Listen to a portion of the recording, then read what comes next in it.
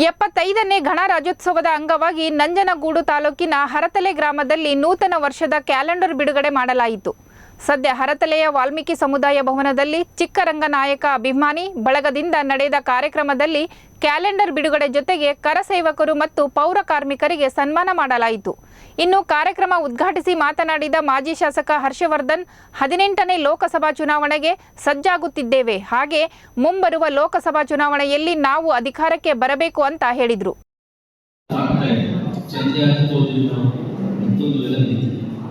So ಇವತ್ತು ನಮ್ಮ ಗಣರಾಜ್ಯೋತ್ಸವವನ್ನು ನಾವು ಆಚರಣೆ ಮಾಡುವ ಸಂದರ್ಭದಲ್ಲಿ ದೇಶದ ಪ್ರಗತಿ, ದೇಶದ ಯಾವ ಮಟ್ಟಕ್ಕೆ ಹೋಗ್ತಾ ಇದೆ, ನಾಯಕತ್ವ ತಗೊಂಡೋಗಿ ಮುಂದೆ ಏನೇನು ಮಾಡ್ಕೋಬೇಕಂತಕ್ಕಂಥದ್ದನ್ನ ಏನು ನಮ್ದೇನು ಕೊಟ್ಟಿದ್ದಾರೆ ಓಟನ್ನು ಚಲಾಯಿಸಿಕೊಂಡು ಒಳ್ಳೆ ಸರ್ಕಾರ ಮಾಡಿದ ಒಬ್ಬ ಪ್ರಧಾನಮಂತ್ರಿಗಳು ನಾಯಕತ್ವ ಕೊಡಬೇಕು ಅಂತ ಹೇಳಿದ್ರು.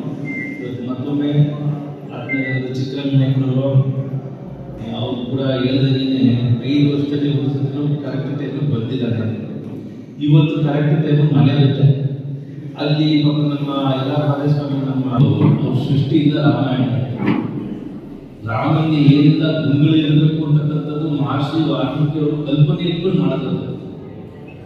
ಆ ಗುಂಗಳು ಏನು ಅಂತಂದ್ರೆ ನಾವೆಲ್ಲ ಭ್ರಾತೃತ್ವವಾಗಿರ್ಬೋದು, ಸಮಾಜದಲ್ಲಿ ಯಾವ ಥರ ನಡ್ಕೊಬೇಕು, ನಾವು ಬೇರೆ ಜೊತೆ ಯಾವ ಥರ ನಾವು ಸಂಬಂಧ ಇಟ್ಕೊಂಡಿರ್ತೀವಿ, ಇದೆಲ್ಲವೂ ಕೂಡ ಬಹುಶಃ ಚಿಕ್ಕರಂಗನಾಯಕರವರು BT ಜಯಕುಮಾರ್ ಒಂದು ಕಟ್ಟ ಅಭಿಮಾನಿಯಾಗಿ ಮತ್ತು ಆ ಜನಾಂಗಕ್ಕೆ ಸೇರಿಕೊಂಡು ಅವರು ಕೊಟ್ಟಂಥ ನಿರಂತರವಾದಂಥ ಸೇವೆನ ನೋಡಿದ್ರೆ ನಿಜವಾಗ್ಲೂ ಇದು ಸಾರ್ಥಕ ಅನಿಸುತ್ತೆ ಅವ್ರ ಜೀವನ.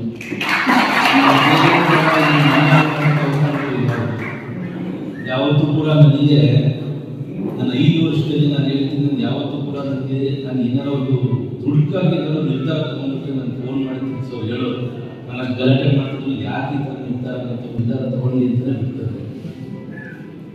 ಇದೇ ಥರ ನನಗೆ ಹಿಂದೆ ನಂದಂಥ ಇದು ನನಗೆ ಯಾಕಪ್ಪ ಕೆಟ್ಟ ಹೆಸರು ಬಂದಿದೆ, ಸೇರ್ಕೊಂಡವರು ನೀವೆಲ್ಲ, ಪರ್ಮಿಷನ್ ಕೊಟ್ಟಿರೋರು ನೀವೆಲ್ಲ, ಅವತ್ತಿನ ಯಾಕೆ ಗೊಂದಲ ಆಯಿತು ಅದು ಬರೀ ಬಹುಶಃ ಚಿಕ್ಕರಂಗನಾಯಕರಿಗೆ ನನಗೆ ಗೊತ್ತಿದೆ ಅದು ಏನೇನು ಇರುತ್ತೋ. ಆಗಲೂ ನಮ್ಮ ತಲೆ ಗಂಡ ಮಾಡೋದು ಆಯ್ತು ಹೋಗ್ತದೆ. ಅದು ಕೂಡ ಸಮಾಜಕ್ಕೆ ಸಮುದಾಯಕ್ಕೆ ನಾನು ಅನ್ಯಾಯ ಮಾಡಿಲ್ಲ. ಈ ಗೌರಿಕಟ್ಟೆ ಬೀದಿ ಇರ್ಬೋದು, ವಾಲ್ಮೀಕಿ ಭವನ ಇರ್ಬೋದು, ಪ್ರತಿಯೊಂದು ಕೂಡ ಸವಾಲಾಗಿ ತಗೊಂಡು ನನ್ನ ಅವಧಿ ಮುಗಿಸ್ಕೊಟ್ಟು ನಾನು ಮುಗಿಸ್ಕೊಟ್ಟಿದ್ದೆ.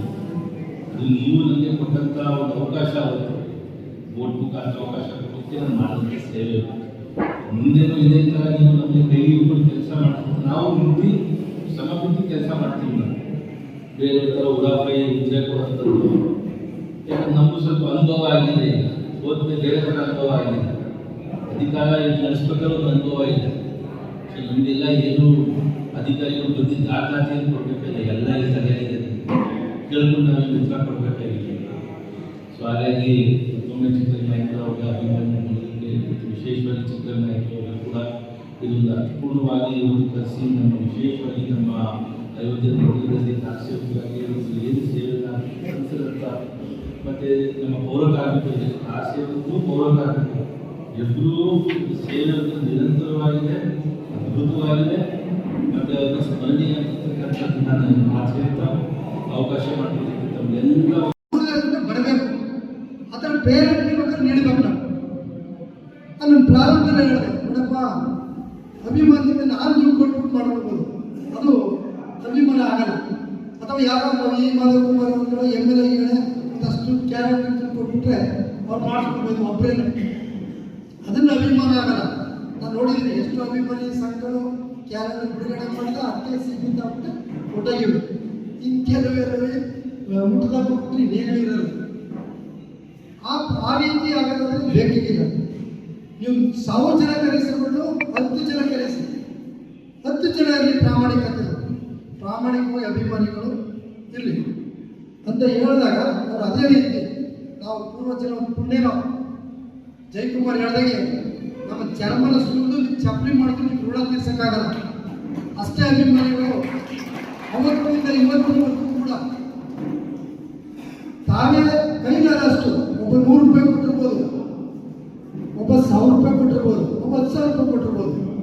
ಅದರ ಅಭಿಮಾನ ಎಲ್ಲರೂ ನಮ್ಗೆ ಒಂದೇ. ಒಳ್ಳೆ ಸತ್ಕಾರ್ಯಗಳನ್ನು ಮಾಡ್ಕೊಂಡು ಬಂದಿದ್ದೀವಿ. ಗಿಡ ನೆಡೋದಿರ್ಬೋದು, ಅಥವಾ ಯಾರಿಗೋ ಕಷ್ಟದಲ್ಲಿರೋರಿಗೆ ನೆರವಾಗೋದಿರ್ಬೋದು, ನಿರ್ಗತಿಕ ಅಂಗವಿಕಲರಿಗೆ ಮನ ಕಟ್ಟೋದಿರ್ಬೋದು, ಕೋವಿಡ್ ಸಂದರ್ಭದಲ್ಲಿ ಆಹಾರ ಕಿಟ್ಗಳನ್ನು ಕೊಟ್ಟಿರ್ಬೋದು. ಇಂಥ ನಾನು ಸಜೆಷನ್ ಕೊಟ್ಟಾಗ ಅದನ್ನು ನಾವು ಅಳಿಲಿಸಿ ರಾಮ ಮಂದಿರ ಕಟ್ಟಬೇಕಾದ್ರೆ ದೊಡ್ಡ ಎಳೆದು ಸೇವೆ ಮಾಡ್ಕೊಂಡು ಬಂದಿದೆ. ಅದರಿಂದ ನಾನು ಹೆಚ್ಚು ಮಾತಾಡಕ್ಕೆ ಹೋಗೋದಿಲ್ಲ, ಯಾಕೆಂದ್ರೆ ನಮ್ಮ ಶಾಸ್ತ್ರ ಮಾತಾಡೋದು ನಾವೆಲ್ಲ ಕೂಡ ದಿನನಿತ್ಯ ಮಾತುಗಳನ್ನ ಆಡ್ತಾನೆ ಇರ್ತೀವಿ. ಇಲ್ಲಿ ಕೆಲವ್ರನ್ನ ಮಾತಾಡಿಸ್ತಾ ಇರ್ಬೋದು, ಕೆಲವ್ರನ್ನ ವೇದಿಕೆಯಲ್ಲಿ ಕರೀದೇನೆ ಇರ್ಬೋದು. ಎಲ್ಲ ರಾಜಕಾರಣದಲ್ಲಿದ್ದೀವಿ, ವಿವಿಧ ರಂಗದಲ್ಲಿದ್ದೀವಿ, ಯಾರು ಬೇಜಾರು ಮಾಡ್ಕೋಬಾರ್ದು. ಸಾಹೇಬರಿಗೆ ಒಂದು ಸಭೆಯಲ್ಲಿ